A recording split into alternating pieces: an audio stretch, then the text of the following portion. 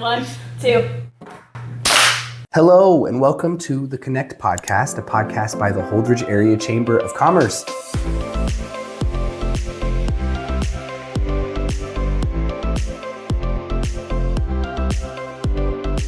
Thank you again for joining us on the Connect podcast. Today, I'm here with the Iron Horse Arts District, or part of the Iron Horse Arts District, to talk about the Iron Horse Arts Festival, second annual. So I'm really excited.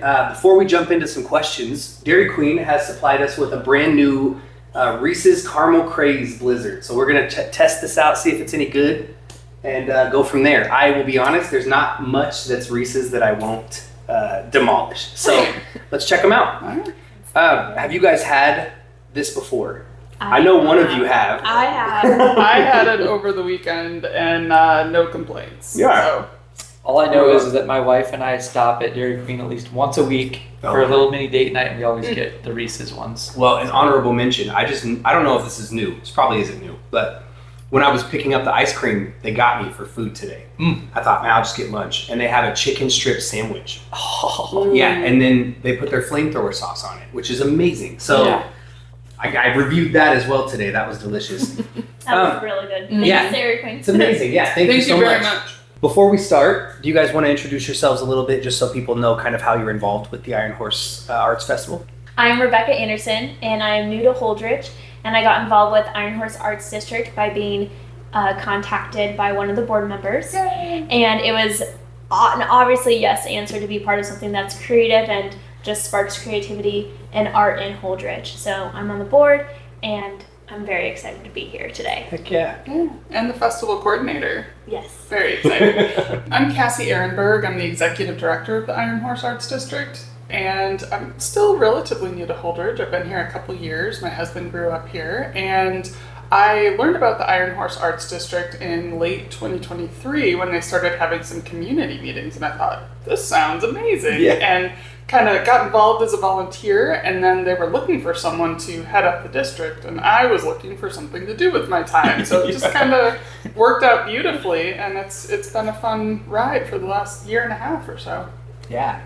I'm Luke Mills, and I'm on the board, and I basically just handle the musical coordination for the main stage, but also anything that has to do with music I like to be involved with, as everyone knows. First of all, thank you all for joining me. I'm sure the listeners know this, but each of you has actually been interviewed for the podcast before, so this isn't something you guys are new to.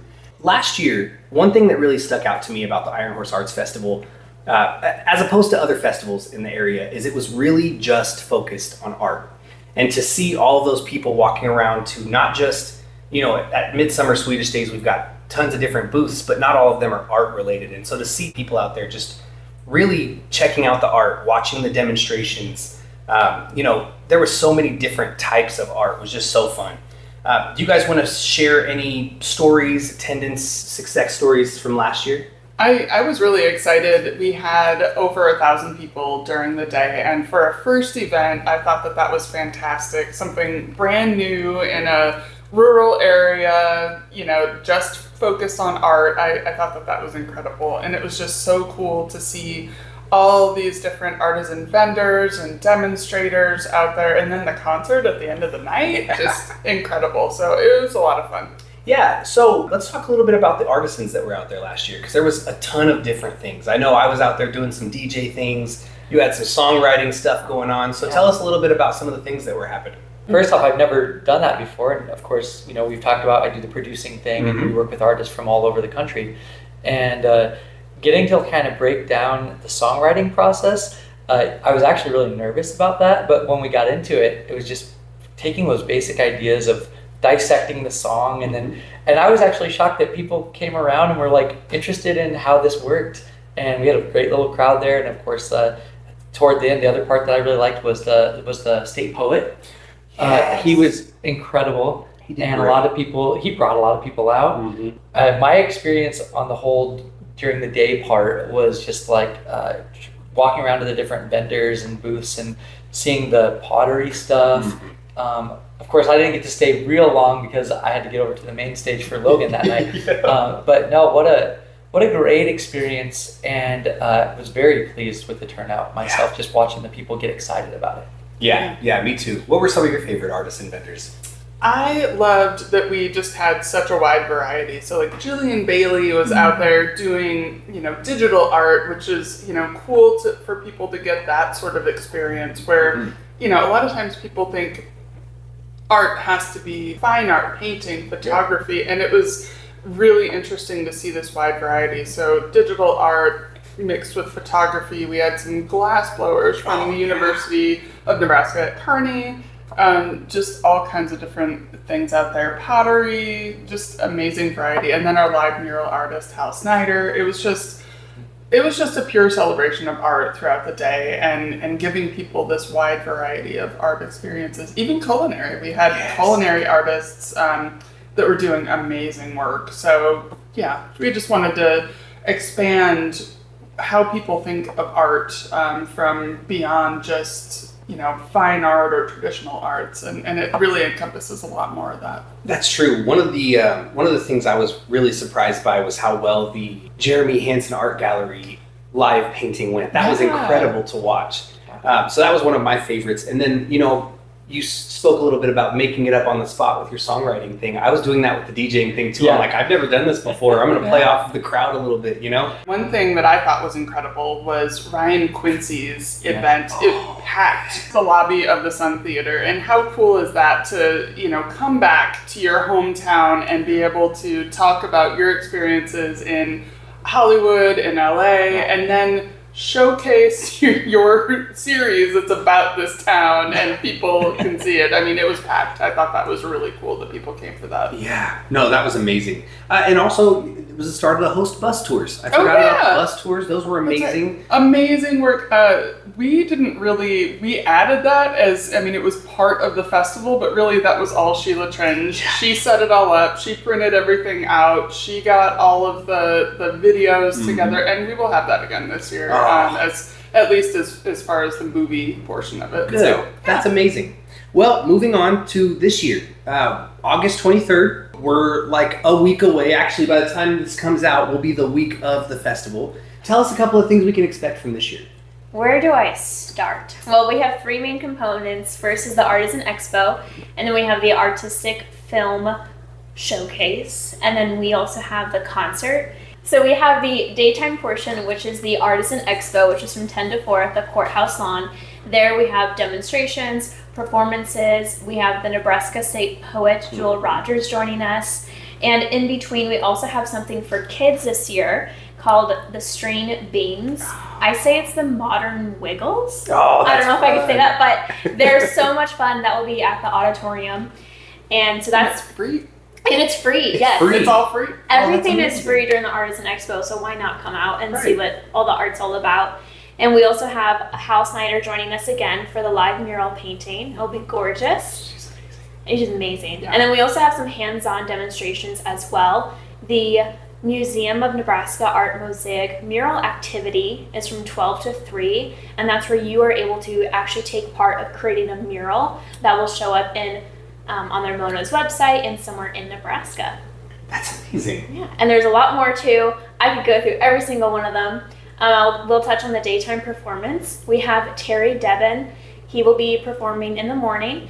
And then we also have Tyler Griffith, who's not only our MC for the day, but also performing in the afternoon. So we're very lucky to have all these artists coming around from performing guitar, painting. Also during the Artisan Expo during the day, we have an interactive Jackson Pollock painting activity sponsored by the YMCA.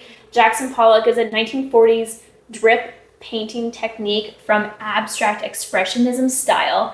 It's super cool. If you haven't heard of him, look him up and just get excited for interacting on the day of. That's fun. I'm not gonna lie, I think that's gonna be really cool. So every time I go to one of these things, I'm kind of the floater guy. I just want to see what's out there. And like you always come across, there's always something that you've never seen before. I've never seen this in person, but I've heard of it. I'm very excited. So since we're not having the bus this year for the sculpture tour, we decided that it would be fun to get a multi-person pedal bike to come in. So we have a bike that is coming in from, I think, Norfolk. And it's like a 10 or 12 person pedal bike. So you can get on there, go around and take a tour of the Iron Horse Arts District. So it won't be the full sculpture tour, but it'll give you a taste of some of the sculptures. You'll get to see the crosswalks, the mural that we did on the Right Way building, a lot of other things, and you can hop on and hop off if you want to. So it's going to take you all around the district. Out of all the stuff that's coming, what do you think you're most excited for? I'm most excited for the string beans, to be honest. I have my cousins are coming, and I have other family and friends in town who are coming and bringing their kids, and I just want to see bright, smiling faces throughout the day, and I really think the string beans are going to offer that to the kiddos and also branch the generations together to make everyone have that smiling face. Yes. And you asked earlier about things that we learned from last year, and that's definitely one of the things that we learned is like having more things specifically that are kid related, and also having Tyler Griffith, having an MC. I think that was something that, letting people know what's going on. So those are a couple things, but I'm really excited. There's so many cool things that are going to go on for kids. So. I cannot wait. And the crosswalks look amazing. The area is getting festive. This year they're going to have those festoon lights being up are a huge addition to downtown. I get super excited when I talk to people about what Holdrege looked like this time last year and what it looks like now. Yeah. And businesses are popping up with their own murals and it's all really spearheaded by the Iron Horse Arts District. So you guys are doing a fantastic job. Thank you. One of the things that I love about the Iron Horse Festival is art is not just painting. Obviously art is paint and it's drawing and it's music and it's culinary, but there are a lot of things that people don't think are art. And I know when I was involved last year, we talked about the culinary aspect of art. Yeah. Were there any of those updates this year that you guys were like, this is art, we should add this in there? I would say one of the areas that we've added that's, a little bit different than what we did last year, we're having Nancy Weiss do an origami workshop. Oh, that's So she's going to teach people how to do origami through storytelling, I believe she calls it. So she's going to tell a story and teach you how to do it so that you'll remember and you can share that with other people. So that's a different one. Cheyenne Riggleman is going to do a lino cut, or the other term is block printing. So teach people how to do that. And I think that's one of the really fun things about the daytime part of our festival is not only can you look at art and shop for art that you enjoy, but you can also learn about how to do it and see other artists at work, which is really cool. Another thing that's different from last year is that this year we made sure that not a lot of things overlap. Yeah. That way you can go ahead and see everything if you would like to. And we really hope that's the case, and we just want to spread it out. That way there's also not so much at one time. Yeah. So people don't have to pick and choose between the cool things, right? Yes. That's amazing. So you guys mentioned kid activities. So in general, who should come? I think I know the answer to this. Everyone. That's what I thought. Definitely full family friendly event. There's a lot of things for kids, just because that was something that came up last year as a note, that people would like more things for kids. But everyone is welcome to come. We recommend it for everyone, and it's fun for all ages. You can always, no matter how much of an artist you feel like you are or aren't, you can always learn something new. You can always find a new type of art that you enjoy. Yeah. And one thing I told people this last year too, it's not even just for art lovers. I found new art forms that I didn't even know existed that I really like. Yeah. For example, he was at Midsummer too, but there's a gentleman in the area that does 3D printed animals and different designs. Joseph Olson? He's amazing. Yeah. He is so good at that stuff. And you go and talk to him and he's so humble about it. He's like, I don't know, I just do it. It's just fun. But that is so cool. And it's something that, I had some at home. I didn't even know those were 3D printed. My kids just brought them home from school or something, They're just really cool. So it's not just for artists. It's not just for art lovers. It's just for anyone. What are some things you guys did this year to change up the marketing? What'd you learn from last year about promotion that you might have brought to this year?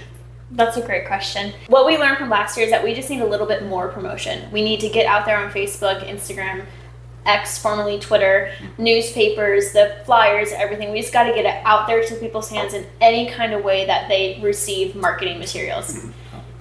So one way that we're doing that is also interactive marketing, and how we're doing that is a scavenger hunt. So we have a little bobblehead of Jalen Johnston around town in Holdrege, and if you see him, there's a QR code next to him. You can scan the QR code and learn more about the scavenger hunt. But basically, you see him, you take a selfie with him, and you post that selfie on Facebook on our Iron Horse page.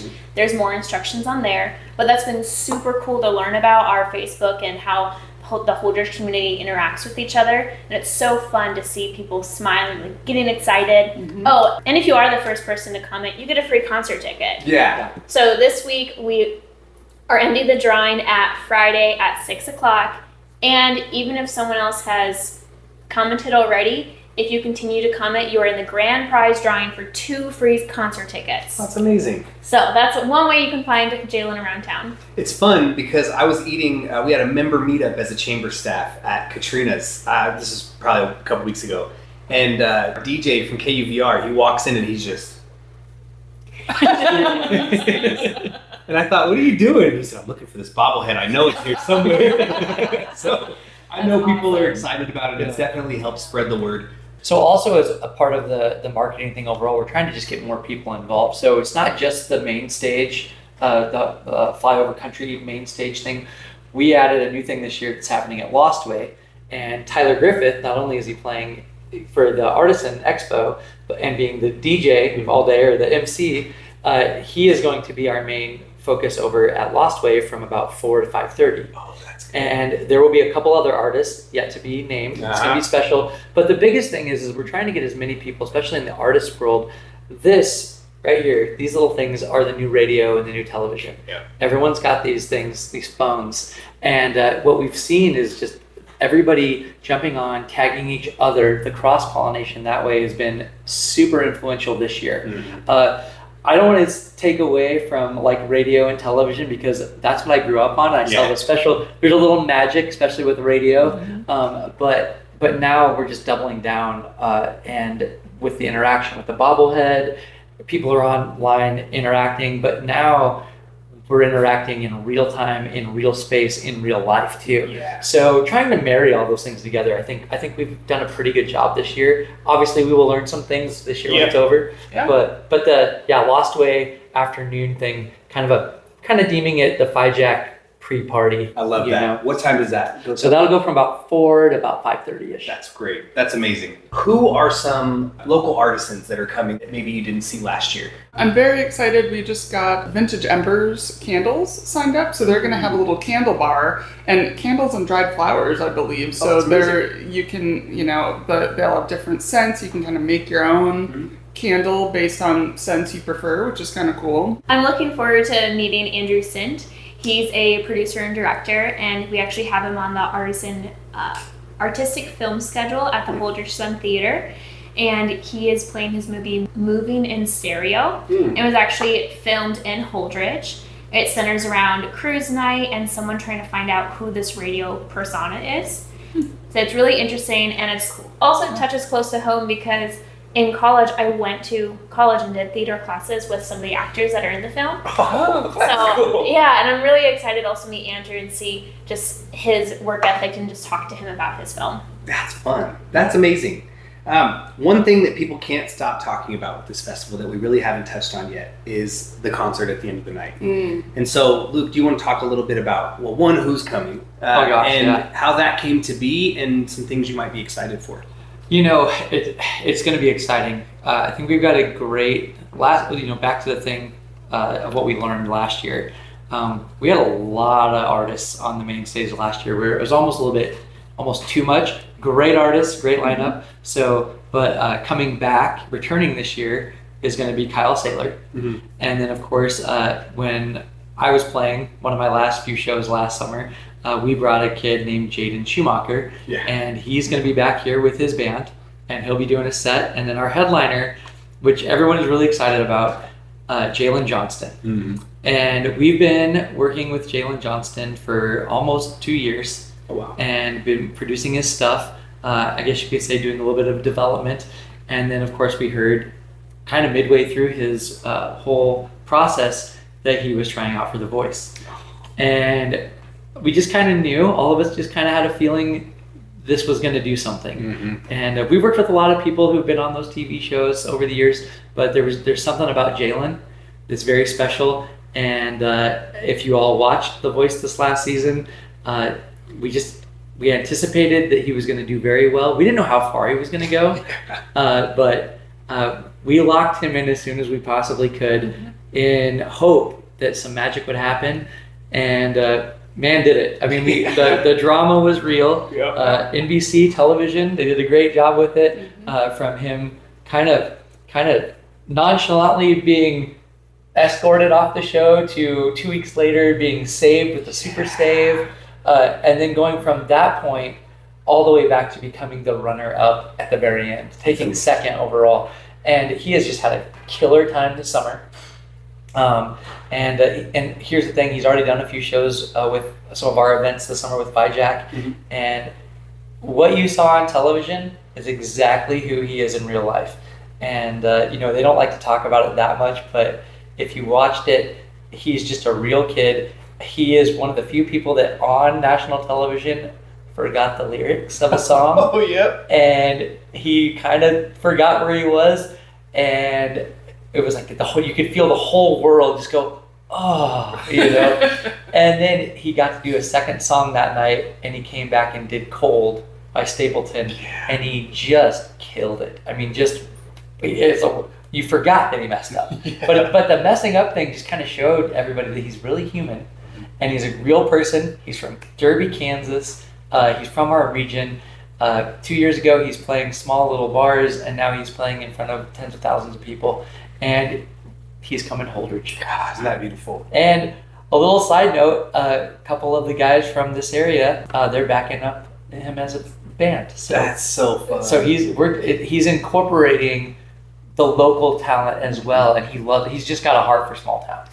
And it's going to be one heck of a show. That's amazing. I want to talk a little bit about tickets to this concert, right? How much are tickets? What do they get you? What can people expect at the concert? So tickets start at $35 plus fees through Eventbrite. We will also have them at the gate. They'll be a little bit more expensive at the gate versus buying them in advance. We also have meet and greet tickets. So if you want to meet with Jalen, Johnston, or any of the other artists, you can get a meet and greet ticket, and we'll have a photographer back there taking pictures, and you'll get to have that experience. So those are the two ticket types. The meet and greet is $55. So if you're a paid ticket holder, you get access to not just the concert, but we will have a number of food trucks. So Bulldog Bites, Lemonade Shack, Los Forasteros, Tacos y Salsas, and the Screaming Pig will all be there. So you can have your pick of different food options. And then we will also have a couple bars. So the Eagles are going to have one of those, and that will be for mixed drinks and seltzers. And then Lost Way is actually going to provide the beer there. So you have a few different options there. That's amazing. And so you have to purchase a ticket to get into the beer garden or the food? Yes, okay. It's all within the gated area. So if you want access to any of the food or drink options, you need to have a ticket. Yeah, that makes sense. Next week is going to be crazy for you guys. What do you have to reflect on before we get into festival week? My one thing is that we just threw a ton of details at you, and probably a ton of details to our listeners. Everything we talked about is available online on our Facebook and our website, and these images that you've seen, for those who are watching the video, they are also available. You can save them from Facebook, and they'll be available on the website as well. So the information's at your fingertips, but if you have any questions, just DM us on Instagram or Facebook as well. And we will have printed flyers during the event. So, if you're not online at all, we will have something there for you at the event as well. And I would just like to say thank you to all of our sponsors, all of there's so many local and regional organizations that have given us money to make this event possible. So thank you very much for that to all of our various sponsors, regionally, locally. And also thanks to my amazing board and all of our volunteers, everyone, the chamber, all of our other partners that have made this possible, Visit 37, City of Holdrege, everyone has been really great to work with. So I'm really excited. And if you want to get involved, there's still time to sign up and be a volunteer. One other thing that I just want to say is this is Holdrege, Nebraska. We are in the kind of middle of rural America, and an event like this in any major city is going to cost you anywhere from $75 to $150 per ticket to be involved with this, and $35 to come see a national headliner that has been on national television, who is doing things all across the country with a great lineup, free stuff all day long, all because of our sponsors. Like Cassie was saying, like our sponsors really help make this happen. There's not really anywhere else that you can come experience all the things that you're going to experience at the Iron Horse Festival for the entire day for that price, and half of it's free. So if you got little ones, definitely come out. If you guys want to have a decent little party at the end of the night and see Jalen Johnson, Jaden Schumacher, and Kyle Saylor, it's pretty cheap. We have a heck of a community, don't we? We have an incredible community. Yeah. Thank you guys so much for sitting down and talking a little bit about the Iron Horse Festival. Really excited for it next week. August 23rd, 10 to 4. Meet us out there. We'll see you then.